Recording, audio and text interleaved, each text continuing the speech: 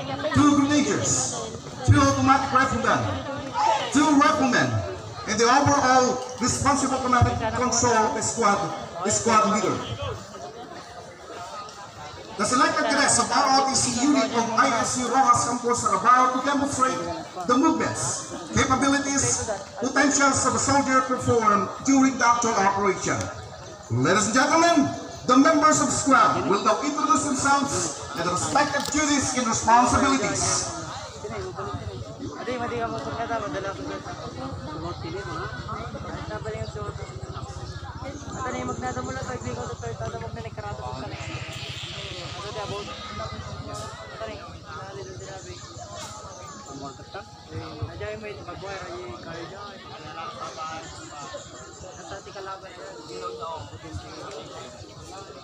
I'm Cadet Delboy Domingo Jose, ROTC 3rd class, the team leader of the fire team Alpha. As the team leader, I lead by example and help the squad leader as required. I control the movement of the team, the rate placement of the fire. I ensure my soldiers maintain the unit standard. I am the scout or the eyes and ears of the squad. I am proficient in visual tracking. Ground security is my main function and responsibility. My trigger finger is steady and sure. My senses are nearly developed. I am armed with 16 rifle, equipped with flare, binocular, and jungle polo, and my body is the grenadier of Team Alpha.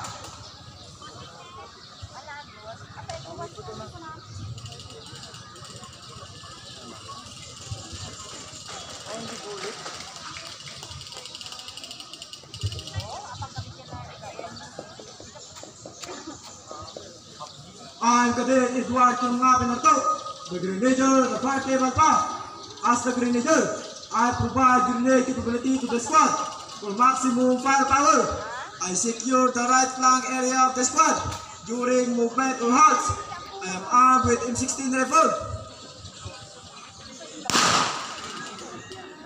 attached with M23 grenade launcher, equipped with 40 mm ammo pouches and utility rope. My body is the team leader.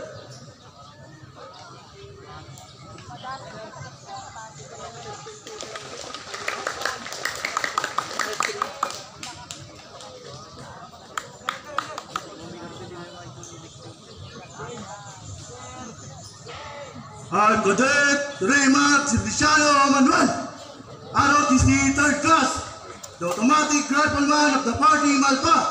As the automatic rifleman, I'm responsible for providing sustained automatic fire for the squad. I'm proficient in operation and maintenance of my weapon. I'm armed with M249 squad automatic weapon,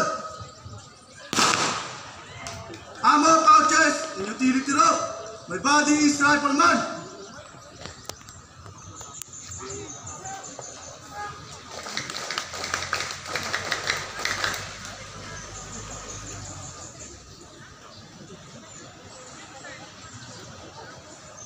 Cadet Kaingat Mark Anthony, ROTC 3rd class, the rifleman of fire team Alpha.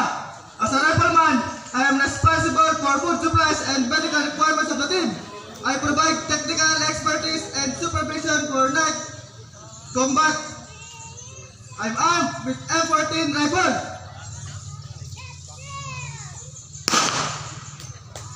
and grenade, equipped with medicine kit, utility rope. My body is automatic rifleman.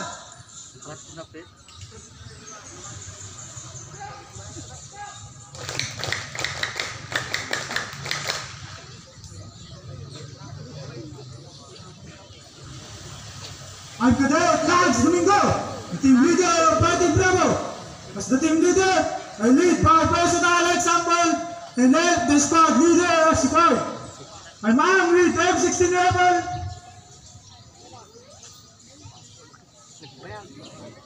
and under weapons, equipped with immunization set pair of civilian gloves, camera and knife for silent killing. My body is the grenadier of Team Bravo.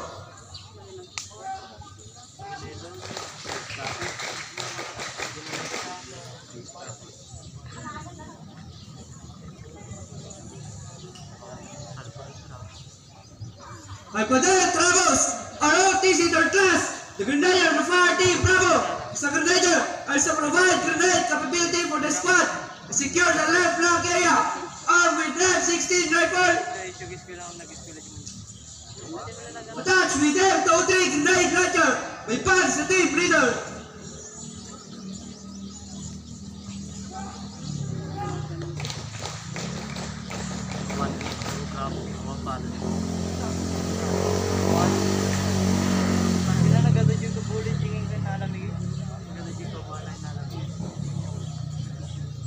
I'm Cadet Giancarlo Laverca sa Asunción, ROTC 3rd Class, the automatic rifleman of Fire Team Bravo. As the automatic rifleman, I am the sniper and aircraft marshal of the squad. I'm armed with the squad automatic weapon.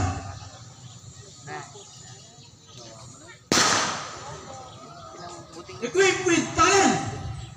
My body is the rifleman.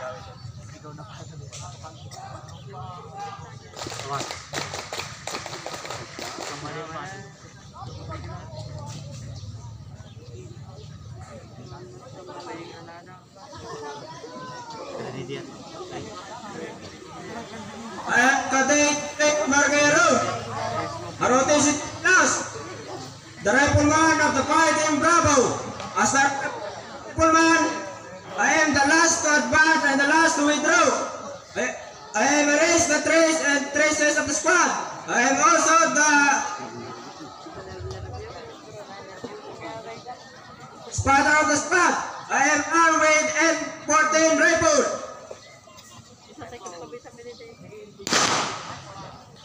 Equipped with medicine kit.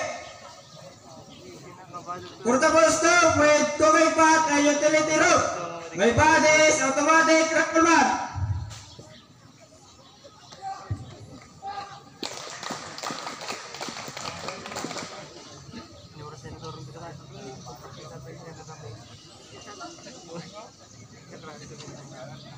I'm Cadet Captain Tamitao, ROTC 2nd Class, the squad leader. As a squad leader, I'm responsible those planned to do. I am a tactical leader, success lead by example. I carry out orders issued by the platoon leader. I'm responsible to discipline, training, access, moral, and welfare. I'm responsible of fire control and maneuver of the squad. Equipped with M16 rifle. Map and compass. My body is everybody.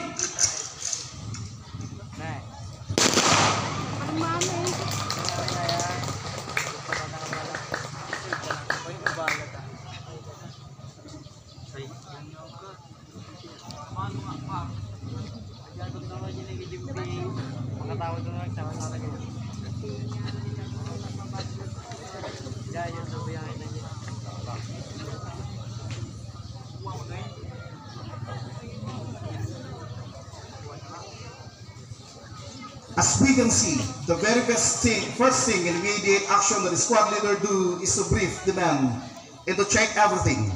Firearms, ammunition, and the things necessary for the operation. Aside from those, even the physical condition of his men needs further consideration for the assurance that everybody will function properly during engagement and contact with the enemies.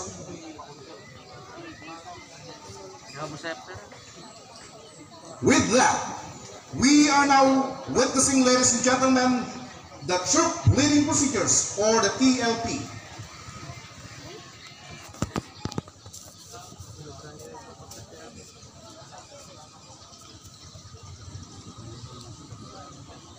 Troop leading procedures are the processes that the leader goes through to prepare his troop in order to accomplish a specific tactical mission.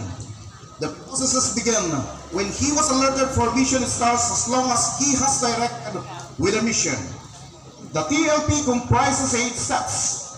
Receive the mission, issue warning order, make a tentative plan, initiate movement, conduct reconnaissance, complete the plan, issue the order, and supervise after.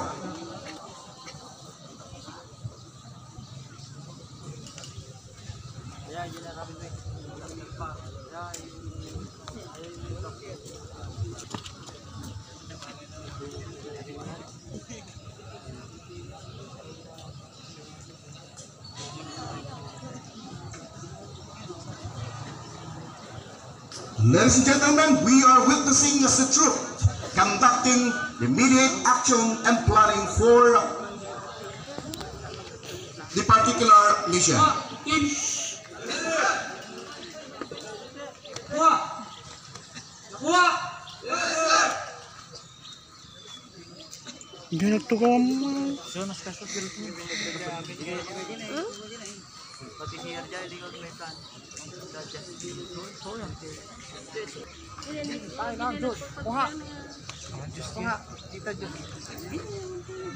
Yung palaban natin.